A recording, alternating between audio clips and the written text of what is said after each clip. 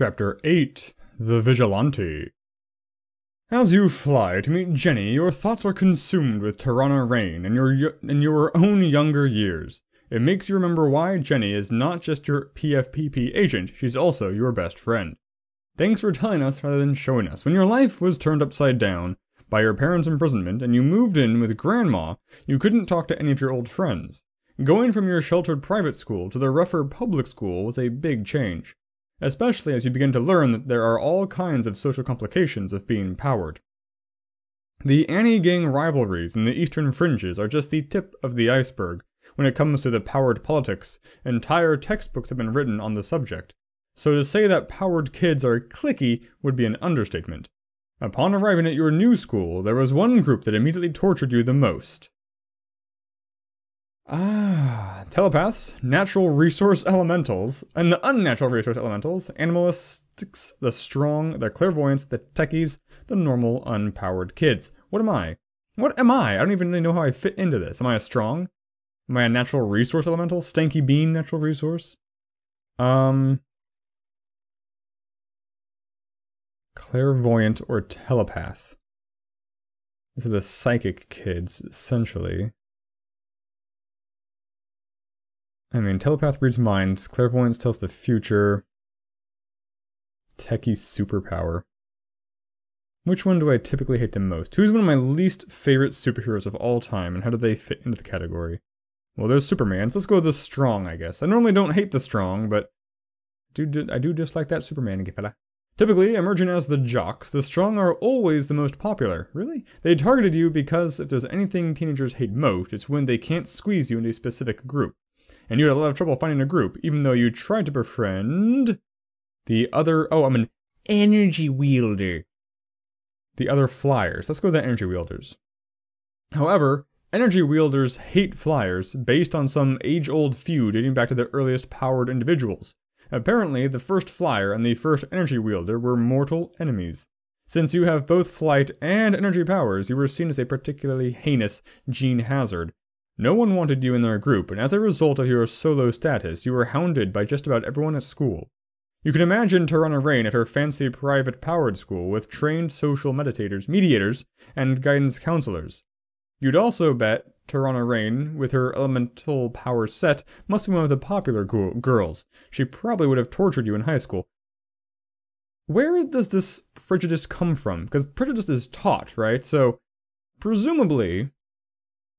I guess your parents have the same powers as you? I'm not sure how powers work in this world, because if I just have spontaneously, if I have powers, if I'm just born a mutant with powers, and my parents are unpowered, what's teaching me to hate these other powered people? I don't understand.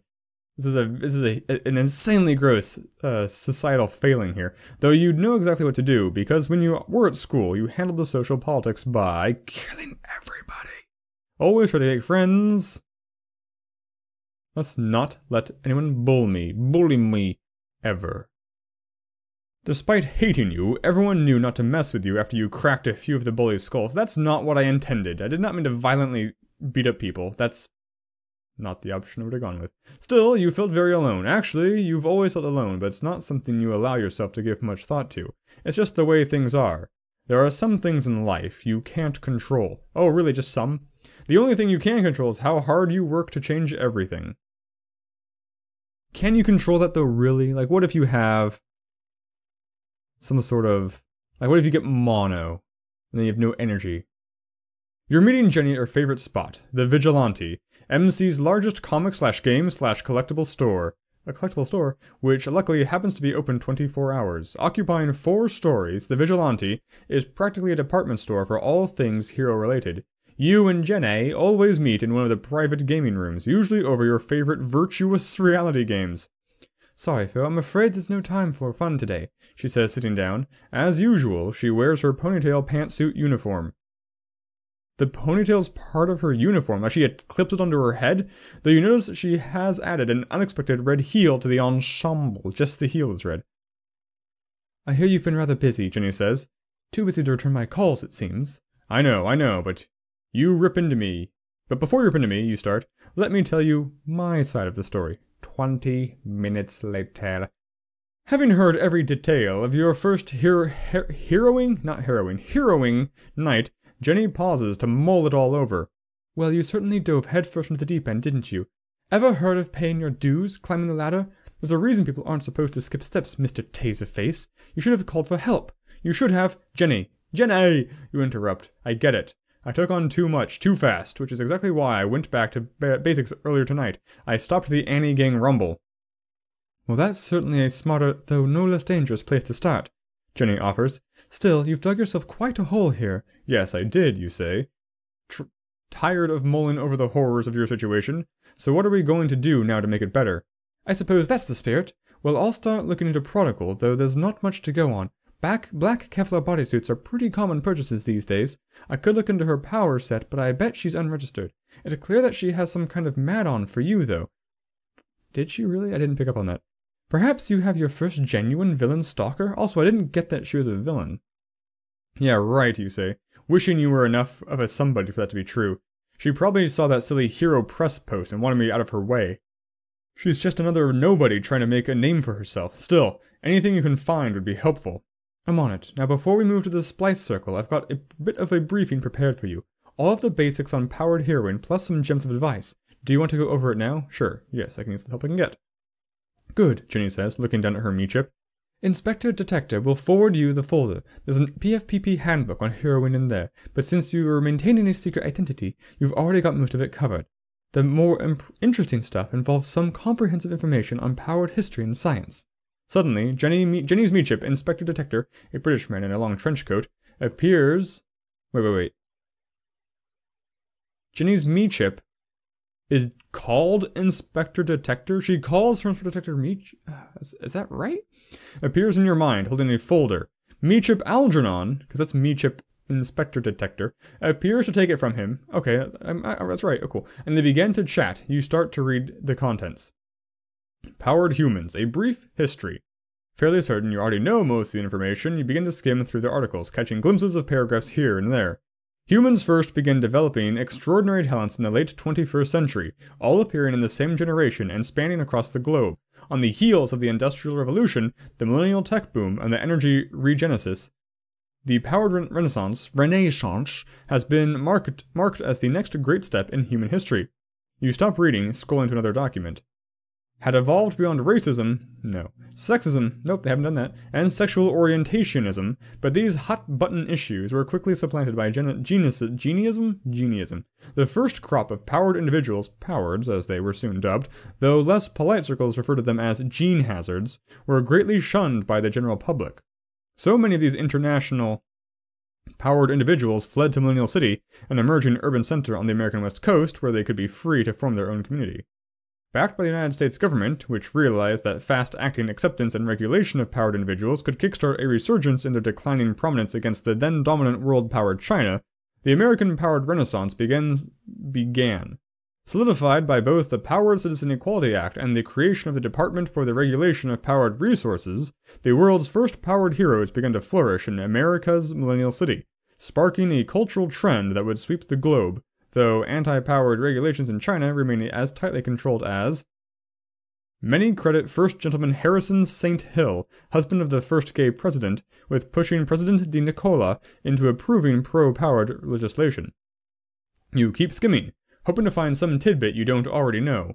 As it is widely known, the progress of the Millennial Tech Boom curved off with the onset of the Third World War, which in turn sparked the perfection of nuclear technology that spawned the early Regenesis, at the unthinkable cost of losing a sizable portion of northern Russia in the fusion eclipse.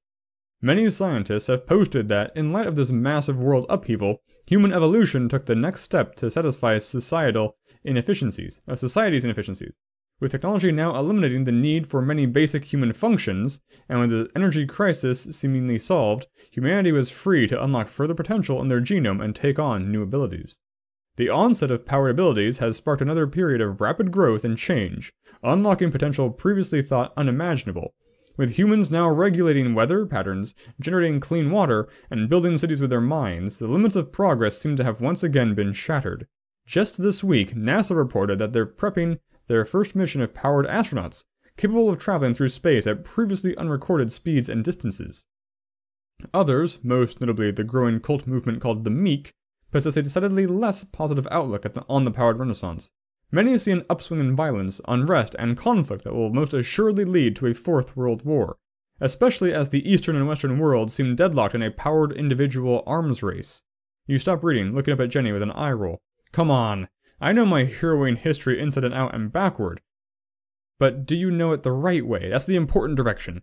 Don't you have anything new for me? As a matter of fact, I do, Jenny says. I've got a special tip for you. Ooh, a fighting tip or a power tip? Fighting tip or a power tip?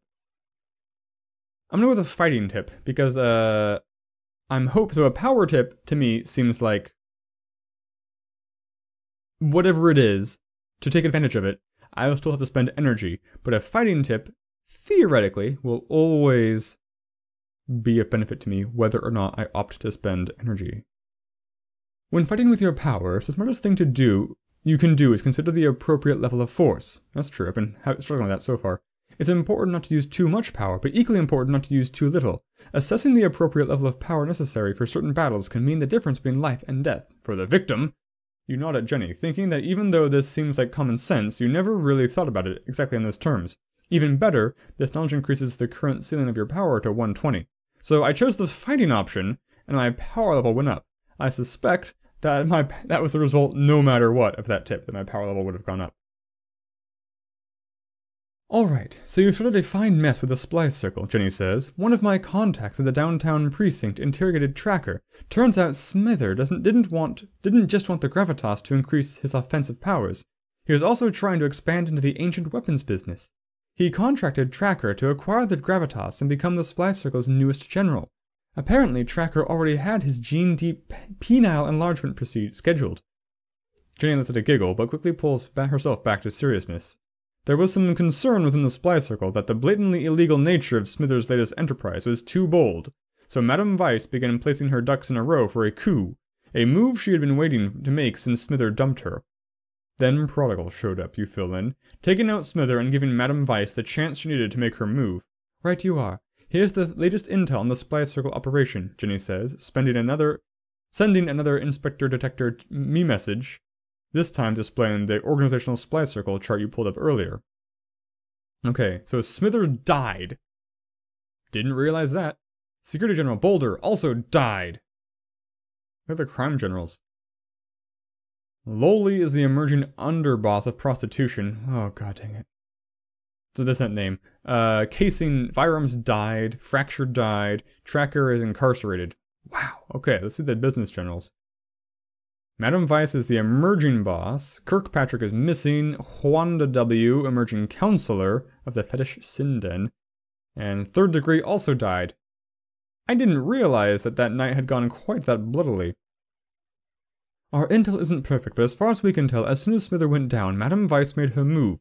She had already recruited the female center generals, Juanda W and Lolly, bringing the club Sinden and prostitution ring together. However, the former underboss, Casey, made a play for his rightful ascension just as fast. But Madame Weiss moved faster, Jenny finishes, since Casey's body washed up on the docks this morning. Looks like someone's been rather busy, you say, thinking that all you've done in the past couple weeks was stop an Annie-gang rumble. Madame Weiss has already seized control of the circle and started restructuring, but there was a hiccup with Kirkpatrick, Jenny starts. Do you remember who Static was? No, tell me who he is. You really don't remember? He's the current champion of the Fringes, Jenny says, and he's the only hero insane enough to take on the Splice Circle despite you and Prodigy, though he hasn't heard from them in months. Ah, yes, now I recall. Well, it turns out he hasn't been heard from because he abandoned the Cape route and went undercover. Static was Kirkpatrick, Jenny says, almost proudly. Turns out he has the power to avoid all forms of mind control, making him the perfect mole against hypno-powers like Smither and Madame Weiss. When Smither went down, Kirkpatrick panicked and got trigger-happy. No one knows exactly how, but Madame Weiss found him and he's been missing ever since.